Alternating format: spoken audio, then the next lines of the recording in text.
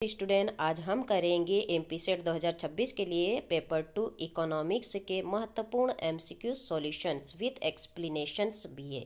Okay बच्चों, आइए start करते हैं। 1 से 16 तक अपन कंप्लीट कर लिए थे, 1 से लगा के 16 तक कंप्लीट हो गया था, उससे आगे करेंगे। ओके बच्चों, आइए स्टार्ट करते हैं।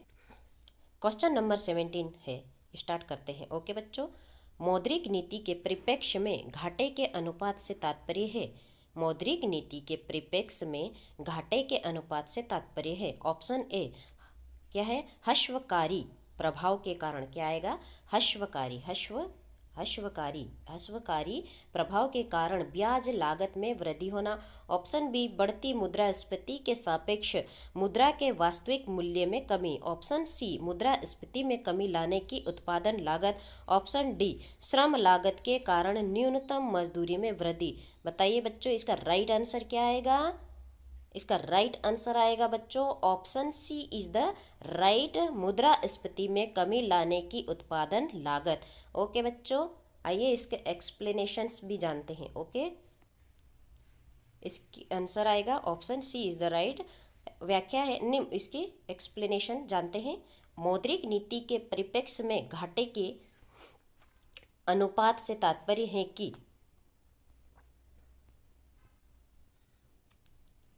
एक देश में मुद्रास्फीति में कमी लाने की उत्पादन लागत से उत्पादन लागत से मौद्रिक नीति से तात्पर्य एक देश की केंद्रीय बैंक द्वारा अपनाए गए शाख नियंत्रण के उपाय से है। मौद्रिक नीति केंद्रीय बैंक द्वारा अपनाए गए शाख नियंत्रण उपायों से संबंध रखती है। ये कितने टाइप्स की होती है? 2 टाइप्स की होती है, मात्रात्मक और गुणात्मक, क्वांटिटेटिव्स एंड क्वालिटेटिव्स होती है। ओके बच्चों, आइए आगे बढ़ते हैं।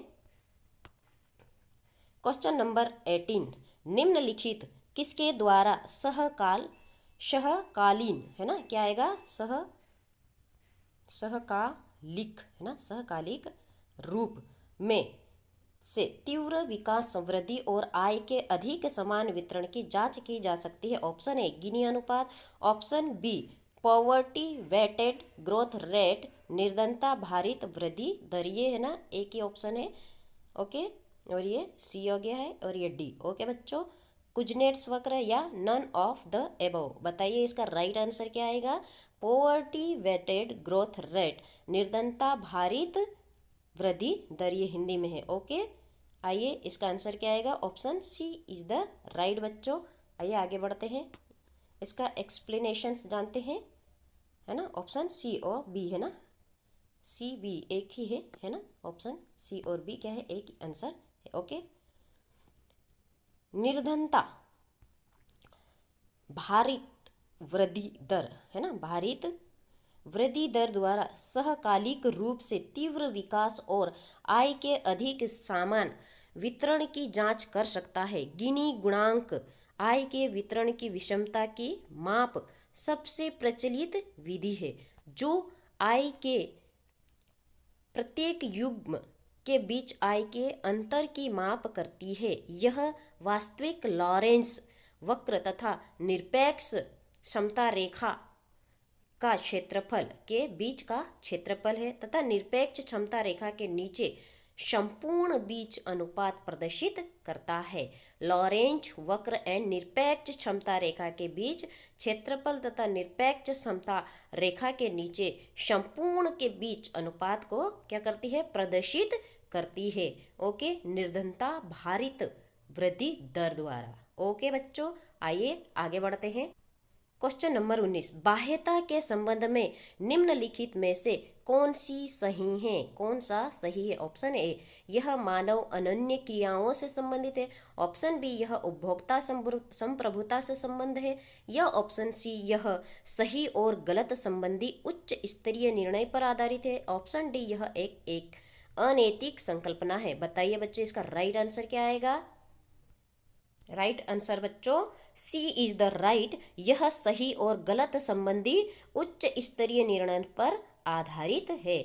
ओके बच्चों, option C is the right है बाह्यता के संबंध में। ओके, आइए जानते हैं इसके एक्सप्लेनेशंस।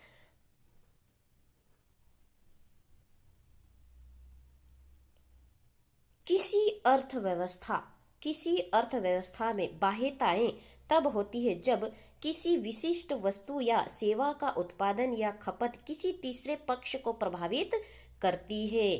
क्या करती है? अगर तीसरे पक्ष को प्रभावित करती है तो सेवा और उत्पादन या खपत होती है। ओके, विशिष्ट वस्तु के लिए जो उसे वस्तु या सेवा के उत्पादन की खपत से सीधे संबंध नहीं होती है। एक बाह्यता अच्छी और बुरी हो सकती है। अर्थव्यवस्था में अच्छी बाह्यताओं को सकारात्मक बाह्यता तथा बुरी बाह्यताओं के नकारात्मक बाह्यताएं कहते हैं। ओके बच्चों, आइए आगे बढ़ते हैं। वस्तु के मूल्य में कमी हेतु प्रतिपूरककारी प्रसारण को इस रूप में व्याख्यायित किया जा सकता है। ऑप्शन ए, भुगतान करने के प्रति तत्परता। ऑप्शन बी, स्वीकार करने के प्रति तत्परता। या ऑप्शन सी, ए और बी दोनों। या ऑप्शन डी, इनमें से कोई नहीं। बताइए बच्चों, इसका राइट आंसर क्या आएगा? Option A is the right बच्चों, भुगतान करने के प्रति तत्परता। ओके, आइए आगे बढ़ते हैं बच्चों। एक्सप्लेनेशन जानते हैं। Option A is the right है बच्चों। वस्तु के मूल्य में कमी हेतु प्रतिपूरक कार्य प्रसारण को भुगतान करने के प्रति तत्परता के रूप में व्याख्या किया जा सकता है। क्षतिपूरक भिन्नता से अभिप्राय उसे अतिरिक्त धन से है जिसकी कीमत में परिवर्तन, उत्पादन की गुणवत्ता में परिवर्तन या नए उत्पादों की शुरुआत के बाद एक एजेंट को अपनी प्रारंभिक उपयोगिता तक पहुंचने के लिए आवश्यक होगी। ओके बच्चों, इंपॉर्टेंस क्वेश्चन है। ओके, आइए आगे बढ़ते हैं। क्वेश्चन नंबर 21, किसी वस्तु के मूल्य वृद्धि हेतु समतुल्य प्रसरण को इस रूप में व्याख्यायित किया जा सकता है। ऑप्शन ए, भुगतान करने की प्रति तत्परता। ऑप्शन बी, स्वीकार करने की प्रति तत्परता। ऑप्शन सी, एक और दो दोनों। या ऑप्शन डी, इनमें से कोई नहीं। बच्चों बताइए, इसका राइट आंसर क्या आएगा? क्वेश्चन क्या है? किसी वस्तु के मूल्य वृद्धि हेतु समतुल्य प्रसारण को किस रूप में व्याख्यायित किया जा सकता है? बताइए, ऑप्शन क्या आएगा इसका right? A is the right बच्चों, option A is the right, भुगतान करने के प्रति तत्परता होती है। ओके, आइए आगे बढ़ते हैं। क्या है? किसी वस्तु के मूल्य में वृद्धि हेतु समतुल्य प्रसारण को भुगतान करने के प्रति क्या होती है? तत्परता के रूप में व्यक्तित्व किया जा सकता है। बच्चों आइए आगे बढ़ते हैं। क्वेश्चन नंबर 22, आधुनिक लगान सिद्धांत के अनुसार ऑप्शन ए, सभी कर्क लग्न अर्जित कर सकते हैं। ऑप्शन बी, केवल दीर्घ काल में अर्जित किया जा सकता है। या ऑप्शन सी, अप्रयुक्त कारक की अंतरण या शून्य होती है। ऑप्शन डी, किसी अप्रयुक्त कारक की संपूर्ण आय को आर्थिक लग्न कहा जा सकता है। नीचे दिए गए विकल्प में से सही उत्तर का चयन करना है। बच्चों बताइए, इसका राइट आंसर क्या आएगा? बच्चों क्या आएगा? बच्चों ये कर्क नहीं होगा, कारक है ना। कारक क्या है? कारक है बच्चों। ओके, सभी कारक। ओके, लगान ओके, सभी कारक लगान अर्जित कर सकते हैं। ओके, लगान है ना, लगान। ओके बच्चों बताइए, सभी कारक लगान अर्जित कर सकते हैं। बताइए, इसका राइट आंसर क्या है? Option B is the right बच्चों, इसका बी ऑप्शन राइट है। ए सही है। यस क्या है? सभी कारक लगान अर्जित कर सकते हैं। राइट, ऑप्शन सी राइट है। अप्रयुक्त कारक की अंतरण आय कैसी होती है? शून्य होती है। ऑप्शन ई क्या है? ऑप्शन क्या है? डी आएगा बच्चों, option D is the right. किसी अप्रयुक्त कारक की संपूर्ण आय को आर्थिक लग्न कहा जाता है। ओके बच्चों, ठीक है। ए सी है ना, ये आएगा, इसको डी है ना, ए सी ई। ओके बच्चों, डी आएगा इसका, तो ए सी डी। ओके, आइए आगे बढ़ते हैं। लगान का आधुनिक सिद्धांत रिकार्डो है ना, रिकार्डो क्या आएगा, रिकार्डो है ना, रिकार्डो के लगान सिद्धांत का एक परिवर्धित और संशोधित संस्करण है। इसकी सर्वप्रथम चर्चा जे.एस. मिल ने की थी। सबसे पहले किसने चर्चा की थी, जे.एस. मिल ने की थी। और इसके बाद किसने की थी, जेवेंस, पेरेटो, मार्शल तथा जॉन रॉबिन्स आदि जैसे अर्थशास्त्रियों ने इसे विकसित किया है। आधुनिक लगान सिद्धांत के अनुसार लगान केवल भूमि से नहीं बल्कि उत्पादन के सभी साधनों के माध्यम से प्राप्त होती है। ठीक है, सभी साधनों के द्वारा क्या होती है, प्राप्त होती है। ओके बच्चों, आइए आगे बढ़ते हैं। क्वेश्चन 23,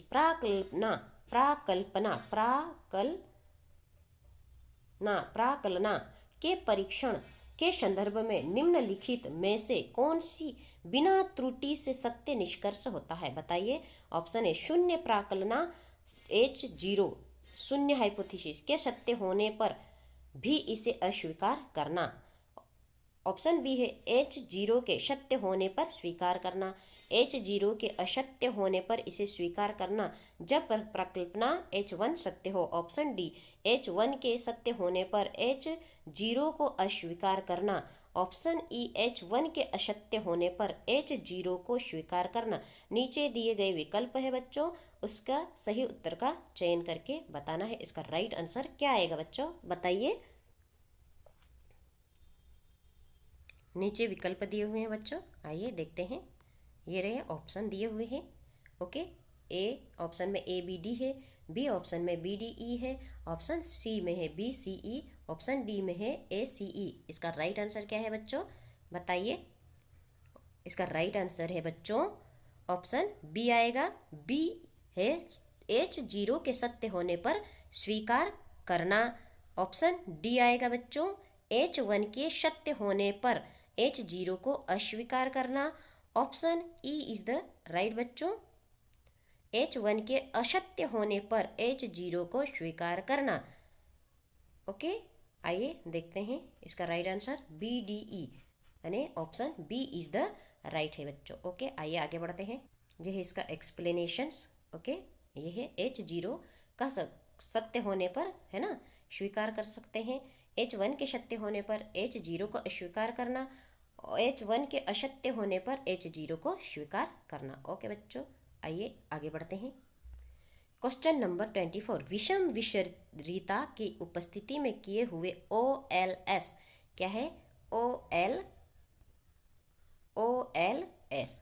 ठीक है, प्राकलित गुणांक। ऑप्शन ए है प्राकलित गुणांक रैखिक होते हैं, ऑप्शन बी प्राकलित गुणांक निष्पक्ष होते हैं, ऑप्शन सी प्राकलित गुणांक निष्पक्ष नहीं होते हैं, ऑप्शन डी प्राकलित गुणांक का संगत होते हैं, ऑप्शन ई प्राकलित गुणांक दक्ष होते हैं।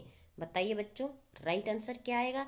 ये मोस्ट इम्पोर्टेंट क्वेश्चन है बच्चों, आजकल ये ट्रेंड में है। इससे OLS से रिलेटेड आपको एक क्वेश्चन MP सेट में देखने को जरूर मिलेगा बच्चों। ओके, नीचे ये ऑप्शन दिए हुए हैं बच्चों, इसका right answer option B is the right, ABD क्या आएगा, ABD। Okay, ABD।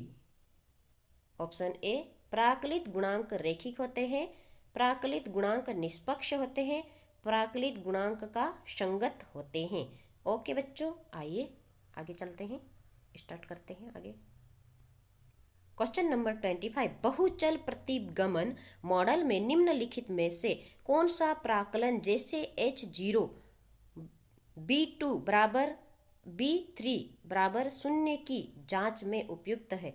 Option A T test, option B chi square test, या ऑप्शन सी इनोवा टेस्ट, या ऑप्शन डी F टेस्ट। बताइए बच्चों, इसका राइट आंसर क्या आएगा। इसका राइट आंसर क्या आएगा बच्चों, option D is the right बच्चों।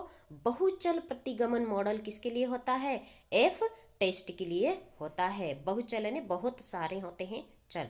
ओके, आइए आगे बढ़ते हैं। क्वेश्चन नंबर 26, मानव विकास रिपोर्ट के निम्नलिखित कौन कौन से संकेत हैं। मोस्ट इंपॉर्टेंट क्वेश्चन है बच्चों, इस टाइप के क्वेश्चन आपको 1 मार्च को देखने को मिल सकते हैं। ओके, ऑप्शन ए प्रति व्यक्ति आधारित वास्तविक सकल घरेलू उत्पाद, ऑप्शन बी नामांकन अनुपात सहित प्रौढ़ साक्षरता दर, ऑप्शन सी जन्म के समय जीवन प्रत्याशा, ऑप्शन डी 5 वर्ष की आयु के नीचे बच्चों में कुपोषण, 5 वर्ष की आयु के नीचे बच्चों की शिशु मृत्यु दर। बताइए बच्चों इसका राइट ऑप्शन क्या है। नीचे विकल्प दिए हुए हैं, है ना, नीचे दिए गए विकल्पों में से राइट आंसर बताना है बच्चों। इसका राइट आंसर है option C is the right बच्चों। ऑप्शन सी है ए, बी और C is the okay. Option क्या है, ए, बी और सी।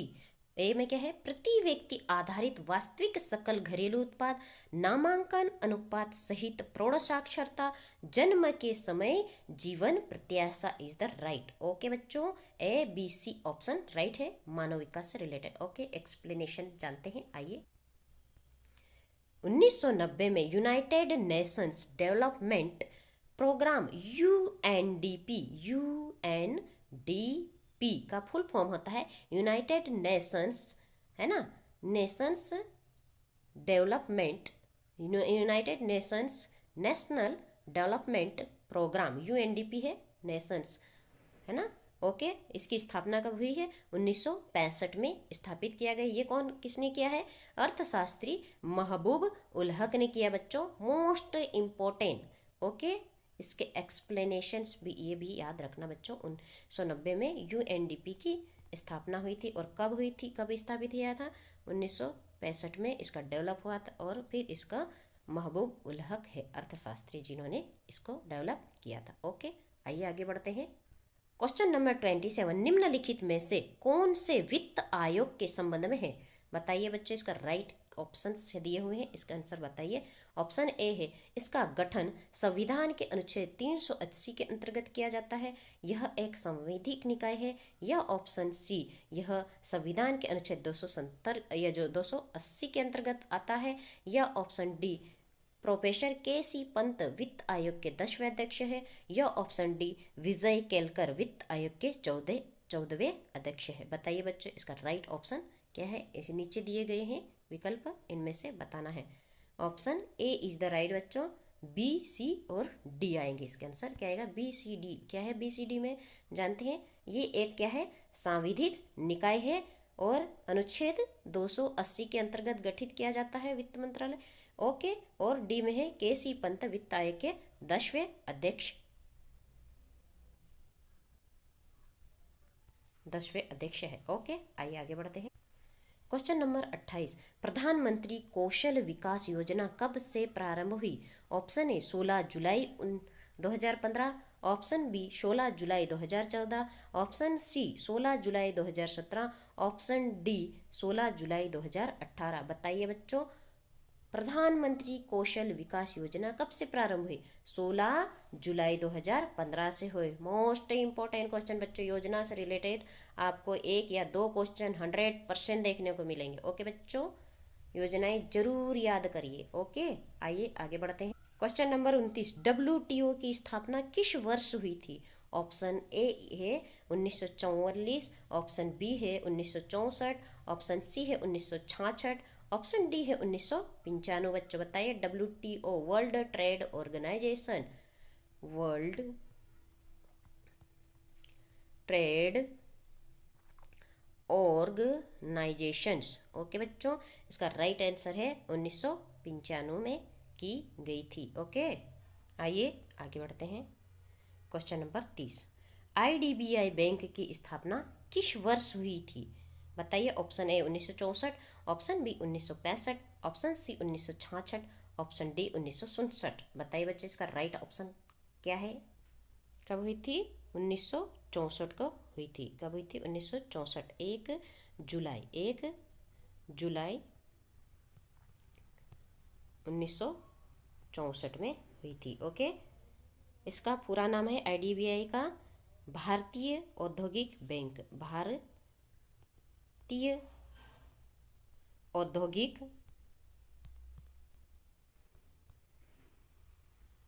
विकास बैंक। है ना। इसकी स्थापना किसके द्वारा की गई थी 1964 में? भारत सरकार के द्वारा की गई थी। किसके द्वारा? भारत सरकार के द्वारा, भारत सरकार के द्वारा की गई थी, है ना। ये क्या है? यह शुरुआत में RBI, reserve bank of India, भारतीय रिजर्व बैंक की पूर्ण स्वामित्व वाली सहायक कंपनी थी। कब थी? शुरू में ही, है ना। आरबीआई की, किसकी थी? आरबीआई की, ओके, सहायक, है ना, सहायक कंपनी थी। बाद में 1976 में भारत सरकार को हस्तांतरित कर दी गई। कब? 1976 में। कब की गई थी? 1976 में भारत सरकार को हस्तांतरित कर दी गई थी। ओके बच्चों, भारत सरकार के द्वारा की जाती है अभी। ओके, आइए आगे बढ़ते हैं। आज इतने ही क्वेश्चन सॉल्व करते हैं बच्चों। Thank you for watching my YouTube channels. Okay, like share comment and subscribe करिए। अगर आपको मेरा कंटेंट अच्छा लगता है आप कमेंट जरूर कीजिए, अगर अच्छा नहीं लगता है तो भी कमेंट जरूर कीजिए, क्योंकि बताइए आप मेरे इसमें कंटेंट में कमी है उसको मैं और अच्छे से पूरी कर पाऊँगी, जो आपके एग्ज़ाम के हेल्प करे और आपको एग्जाम में सफलता प्राप्त करने में मदद मिले मेरे कंटेंट के द्वारा। Okay, thank you for watching my video. धन्यवाद बच्चों।